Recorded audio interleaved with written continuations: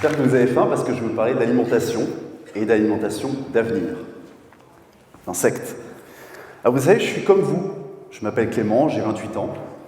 Et moi, ce que j'aime, c'est aller au supermarché, avoir le choix, manger des fraises en plein milieu du mois de février, manger de la viande quasiment tous les jours, et puis surtout, payer le moins cher possible. Bon, ça c'était avant. Avant que j'apprenne qu'en 2050, on sera 9 milliards sur Terre. 9 milliards de personnes qu'il va falloir qu'on nourrisse. Et pour nourrir ces 9 milliards de personnes, il faudrait qu'on soit capable de doubler notre production actuelle alimentaire. Or, on exploite déjà 70% des terres arables, des terres cultivables. Alors comment est-ce qu'on fait? C'est assez simple. On surpêche, on rase la forêt primaire pour planter du soja, on utilise des pesticides, des fongicides, tout ce qui finit en acide. Et puis surtout, on plante en monoculture. Alors je vous rassure, je ne suis pas là pour vous déprimer, smile. Je suis là pour vous apporter des solutions. Et il existe des solutions. Par exemple, la viande artificielle, les micro-algues, les plantes, et puis les insectes. Alors pourquoi les insectes? C'est assez simple. Ça tient en 3 lettres. Rendement, nutrition et environnement. Alors rendement, c'est très simple. Les insectes sont les champions de la conversion énergétique.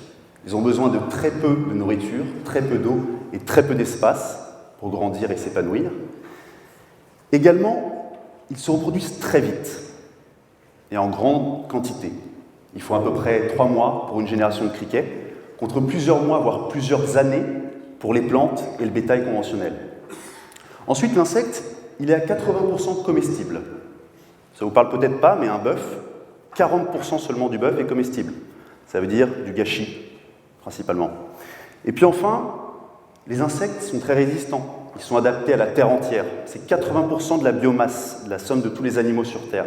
Donc on peut les élever dans toutes les conditions, à peu près partout, ce qui permettrait de rendre accessible cette source de protéines à l'ensemble de la planète. Bon, côté nutrition, maintenant, c'est assez simple. Les insectes, c'est de la protéine. La protéine, 63% de protéines dans un grillon, versus 55% pour du bœuf, voire même 25% pour du poulet. En plus, c'est des protéines qui sont complètes. On retrouve la somme de tous les acides aminés essentiels que votre corps ne peut pas synthétiser lui-même et qui va devoir puiser dans son alimentation. Alors c'est pas tout, il y a aussi des vitamines, la fameuse vitamine B12 qu'on ne retrouve pas dans le règne végétal, et puis également des minéraux, le fer par exemple, ou des acides gras polyinsaturés, et puis des fibres. Donc d'un point de vue nutritionnel, c'est vraiment très intéressant, et j'ajouterais même que le génome de l'insecte est très éloigné du génome humain. Par conséquent, ça va éviter plein de maladies transmissibles à l'homme, notamment la vache folle, assez peu de chances d'avoir un criquet fou un jour, ça risque pas d'arriver.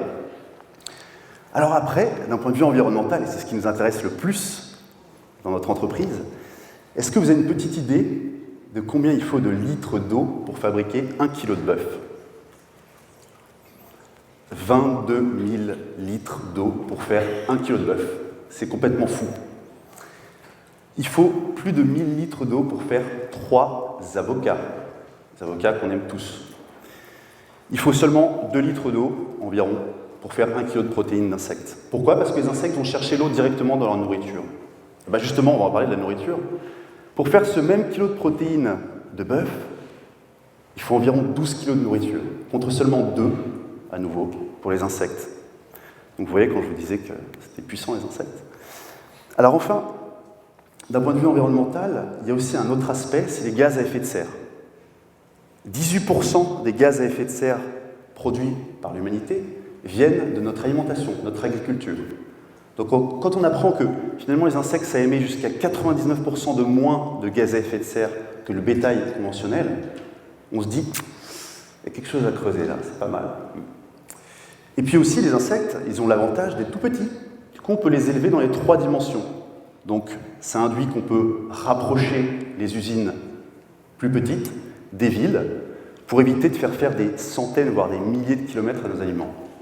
Bon, vous allez me dire que des avantages, ça va être easy. Eh ben non, pas tout à fait, parce que je ne sais pas si parmi vous il y a déjà des personnes qui ont mangé des insectes peut-être. Oui, forcément. En Occident, on ne mange plus vraiment d'insectes, hein. On ne va pas se le cacher. Pourtant, c'est pas vraiment différent de manger un criquet qu'une crevette, je veux dire physiquement. Puis on mange des trucs particulièrement dégoûtants, des huîtres par exemple, mais c'est très bon, voire même des escargots. Et ben ouais, ça n'a pas toujours été le cas, figurez-vous, parce que l'insecte, finalement, a accompagné l'homme depuis ses tout débuts. Nos ancêtres préhistoriques étaient des chasseurs-cueilleurs.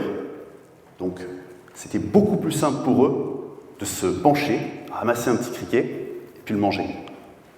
Vous imaginez, vous, attaquer un mammouth? Vous avez déjà vu un mammouth? C'est plutôt balèze, et puis c'est dangereux. Donc c'était plus simple. Plus récemment, nos ancêtres, les Grecs et les Romains, mangeaient aussi des insectes, des cigales, des fourmis, des criquets. Et on retrouve les mentions de l'entomophagie, le fait de manger des insectes, dans les 3 principales religions monothéistes. Bon, ça n'a pas duré. Au XVe siècle, en Europe, on a arrêté de manger des insectes. Pourquoi? Parce que l'insecte, il était grouillant, il était sur le sol, il ravageait les cultures. Par conséquent, il a été banni de notre alimentation, et on a même retrouvé dans les archives de l'Église des procès, des excommunications, des excommunions d'insectes. C'est quand même dingue. Bon.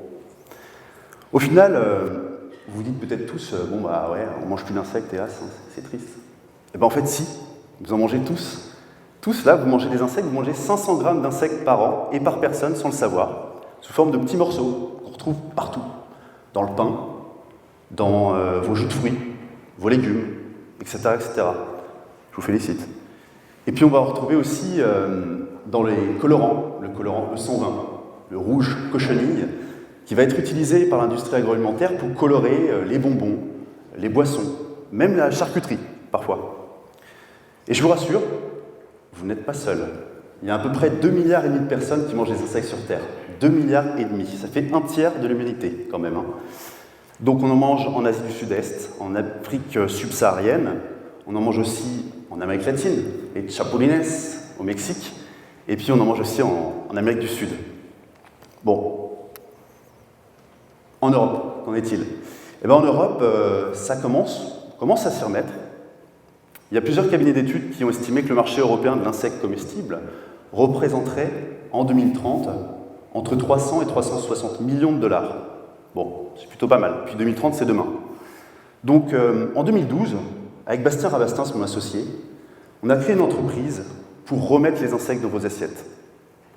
On a commencé très simplement par l'apéritif, parce que l'apéritif, c'est sympa, c'est marrant.